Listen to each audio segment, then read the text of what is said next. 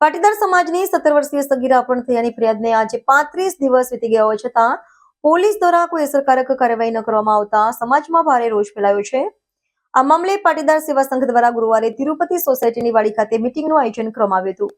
પાટીદાર સમાજની 17 વર્ષીય સગીરા અપહરણ થયાની ફરિયાદને આજે 35 દિવસ વીતી ગયા હોવા છતાં પોલીસ દ્વારા કોઈ અસરકારક કાર્યવાહી ન કરવામાં આવતા સમાજમાં ભારે રોષ ફેલાયો છે। આ મામલે પાટીદાર સેવા સંઘ દ્વારા ગુરુવારે તિરુપતિ સોસાયટીની વાડી ખાતે મીટિંગનું આયોજન કરવામાં આવ્યું હતું।